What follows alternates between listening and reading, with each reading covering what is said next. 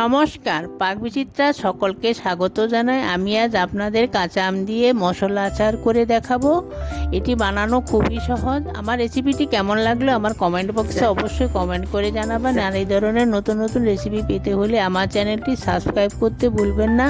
আর notification পেতে হলে bell আইকনটি অবশ্যই প্রেস করে দিবেন। পাশে থাকার জন্য ধন্যবাদ।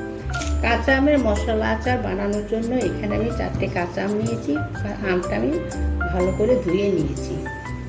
1 টেবিল চামচ সাদা গোটা জিরে নিয়েছি, মৌরি নিয়েছি 1 টেবিল চামচ, চা চামচের 1 চামচ মেথি নিয়েছি, 1 টেবিল চামচ কালো জিরে নিয়েছি, 3টা শুকনো লঙ্কা, 2টো তেজপাতা, 1 টেবিল চামচ হলুদ গুঁড়ো নিয়েছি, 1 টেবিল চামচ নুন নিয়েছি, 250 সরষের তেল নিয়েছি।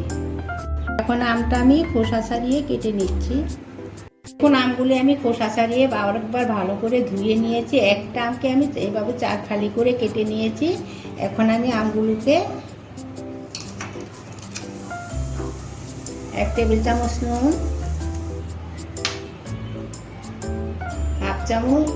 চা চামচ হলুদ গুঁড়ো দিয়ে ভালো করে মেখিয়ে নিচ্ছি। মেখে আমি রোদে দিয়ে আমটা অর্ধেক নরম করে নেব।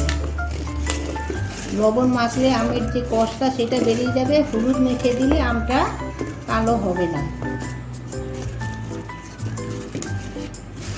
দেখুন আমি আমটা নুন হলুদ মেখে নিয়েছি। এখন আমি রোদে দিয়ে অর্ধেক নরম করে শুকিয়ে নেব।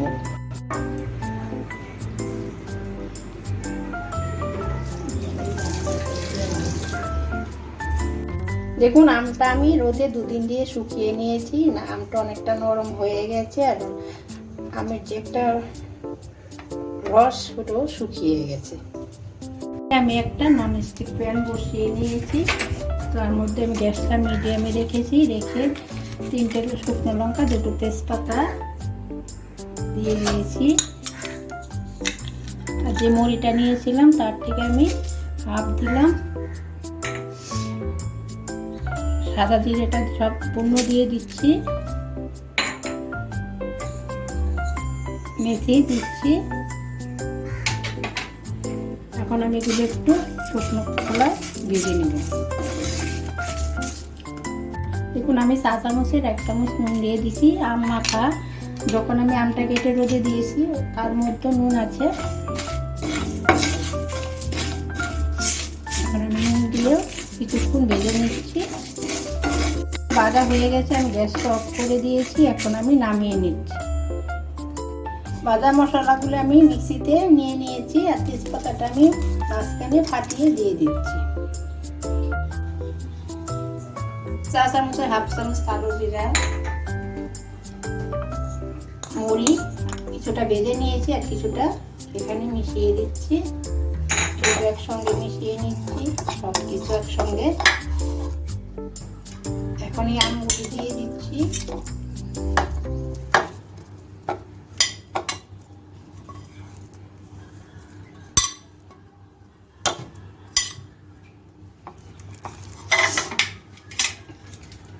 এখন আমি এর মধ্যে কিছুটা সরষের তেল দিয়ে দিচ্ছি।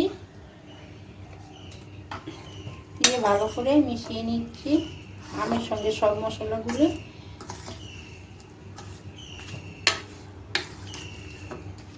চামচের হাফ চামচ হলুদ দিয়ে দিচ্ছি। দিয়ে এখন আবার ভালো করে মিশিয়ে নিচ্ছি।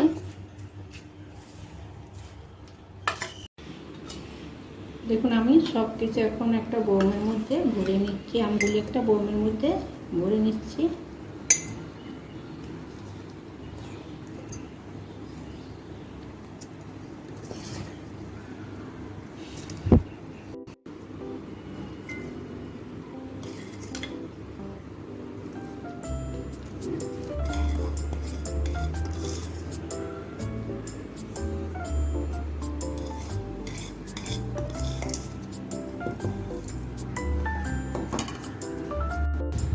সরষের তেল দিয়ে দিচ্ছি।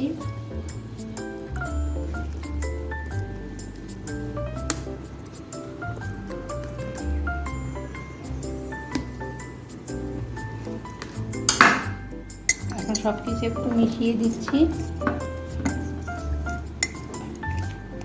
তৈরি হয়ে গেল আমার কাঁচা আমের মশলা আচার। এখন পরপর 3 দিন রোদ দিতে হবে, তারপরে 2 সপ্তাহ 2 দিন বাদে বাদে 2 সপ্তাহ রোদ দিতে হবে। যতই দিন যাবে আম নরম হবে আর খেতে খুব সুস্বাদু হবে। দেখুন আমার কাঁচা আমের মশলা আচার তৈরি হয়ে গেছে। আমি যেভাবে বানালাম আপনারা বানিয়ে খাবেন, দেখবেন খুব ভালো লাগবে। আচার যত দিন যাবে ততই খেতে সুস্বাদু হয়ে যাবে।